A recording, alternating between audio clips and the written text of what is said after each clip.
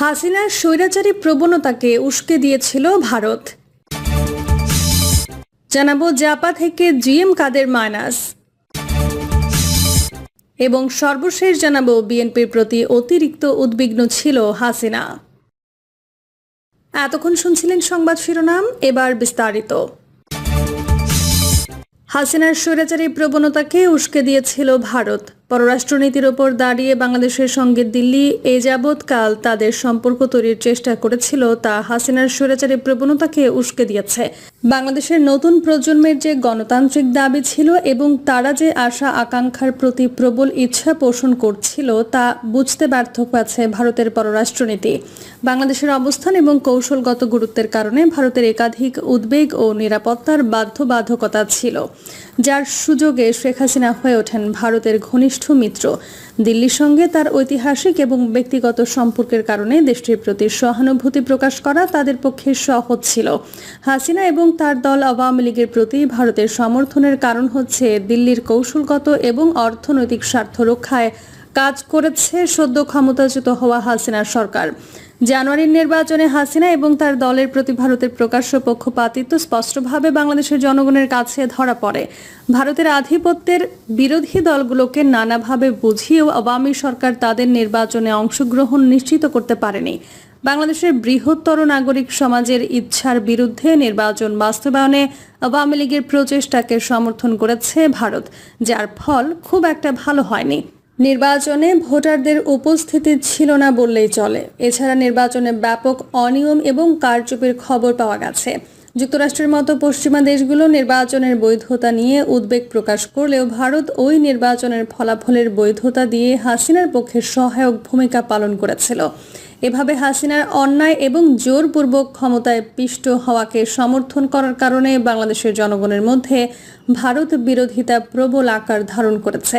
ভারতের পররাষ্ট্রনীতি গত এক দশক ধরে বাস্তববাদ এবং নমনীয়তার পরিপ্রেক্ষিতে পুনর্গঠনের চেষ্টা করছে, তবে এক্ষেত্রে তারা ভারতের স্বার্থকেই প্রাধান্য দিয়ে আসছে। ভারতের পররাষ্ট্রমন্ত্রী এস জয়শঙ্কর তার বই দ্য ইন্ডিয়া ওয়েতে কৃষ্ণের পছন্দ ধারণাটিকে সমান্তরাল বলে ব্যাখ্যা করার চেষ্টা করেন। এর অর্থ হল সামষ্টিক ধার্মিকতার পরিবর্তে ধর্মকে স্বার্থ সিদ্ধ হিসেবে ব্যবহার করা। এই ধরনের পররাষ্ট্রনীতি দক্ষিণ এশিয়ায় ভারত বিরোধিতাকে ক্রমান্বয়ে উস্কে দিচ্ছে। জয়শঙ্করের দর্শন অনুসারে ভারতের জনপ্রিয় হওয়ার প্রয়োজন নেই, তারা কেবল তাদের স্বার্থ সুরক্ষিত করতে চায়। তবে এসব চিন্তাধারার বিপক্ষে দক্ষিণ এশিয়াতে ভারত বিরোধিতা প্রকট হচ্ছে। এক্ষেত্রে যদি ভারত দক্ষিণ এশিয়া এবং তার বাইরে একটি আঞ্চলিক শক্তি হিসেবে নেতৃত্বের দাবি করতে চায়, বৈশ্বিকভাবে নিজেদের অবস্থান আরও শক্ত করতে চায় বা এই অঞ্চলে স্থিতিশীলতা বজায় রাখতে চায়, তাহলে দিল্লিকে অবশ্যই তাদের পররাষ্ট্রনীতির স্তম্ভ হিসেবে গণতন্ত্রকে গ্রহণ করতে হবে। বৈদেশিক নীতির ক্ষেত্রে অবশ্যই প্রতিবেশী দেশগুলোর বৃহত্তর স্বার্থ, বিশেষ করে গণতন্ত্র এবং অর্থনৈতিক উন্নয়নের সঙ্গে সামঞ্জস্যপূর্ণ হতে হবে। জাপা থেকে জিএম কাদের মাইনাস, আবারও বড় ধরনের ভাঙনের মুখে জাতীয় পার্টি। তবে পতিত আওয়ামী স্বৈরশাসন আমলের প্রধান বিরোধী দল জাতীয় পার্টি এবার মাইনাস ফর্মুলায় ভাঙতে যাচ্ছে।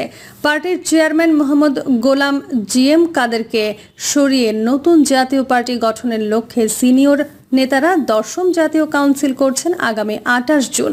এর মধ্য দিয়ে সপ্তমবারের মতো ভাঙন দেখবে সাবেক রাষ্ট্রপতি হুসাইন মোহাম্মদ এরশাদের প্রতিষ্ঠিত দলটি।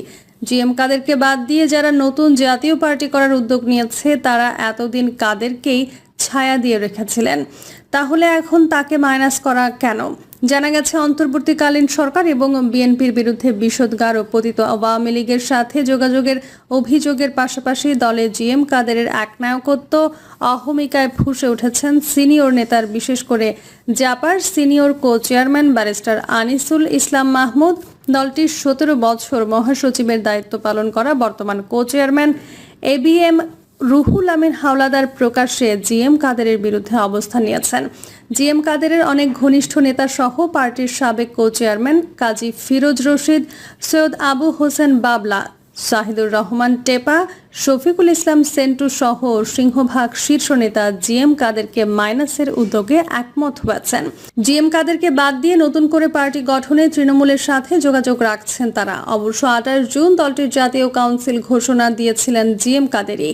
প্রত্যক্ষ গণতান্ত্রিক চর্চার জন্য জাপার senior co chairman barrister Anisul Islam Mahmud দলটির চেয়ারম্যান প্রার্থী হিসেবে ঘোষণা দেন কয়েকজন সিনিয়র নেতা। আনিসুল ইসলাম মাহমুদের রানিং মেট অর্থাৎ তার প্যানেলে মহাসচিব হিসেবে তার নাম আসেও বিএম হাওলাদারের। বিষয়টি জাতীয় পার্টির জন্য গণতান্ত্রিক আখ্যা দিয়ে দলের অন্য সিনিয়র নেতারা ইতিবাচক হিসেবে দেখলেও জিএম কাদের তা ভালোভাবে নেননি।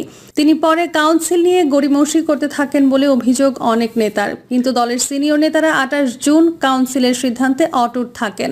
বিষয়টি দ্রুত অনেক দূর গড়িয়ে যায়। ডাক উঠে জাপা থেকে জিএম কাদেরকে মাইনাসের। সূত্র জানায়, ইতিমধ্যে দেশের অধিকাংশ জেলার শীর্ষ নেতারা জিএম কাদেরবিহীন জাতীয় পার্টি গঠনে সম্মতি দিয়েছেন। বিশেষ করে পার্টির ঘাঁটি বলে পরিচিত রংপুরেও এর ব্যাপক প্রভাব পড়েছে।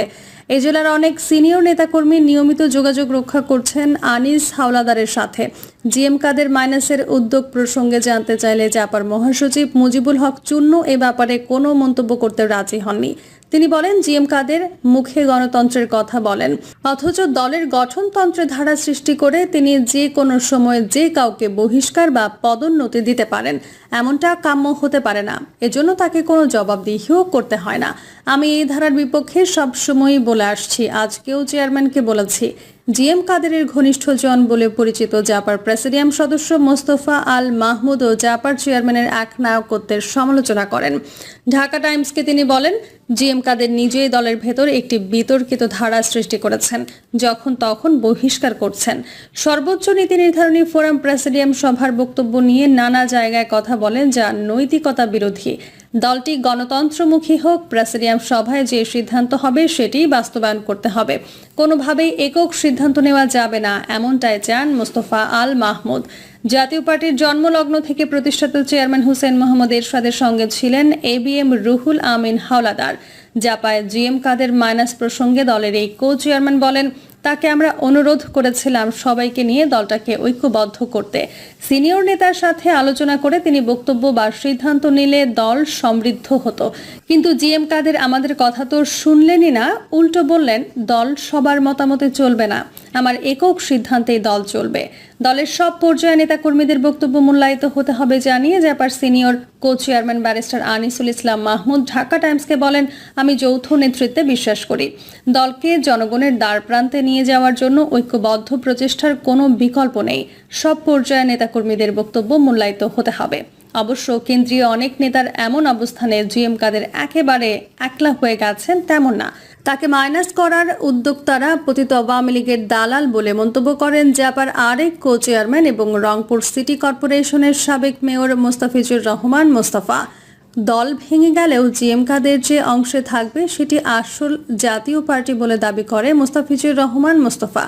এখন যারা জিএম কাদেরের বিরুদ্ধে অবস্থান নিচ্ছেন তাদের অধিকাংশ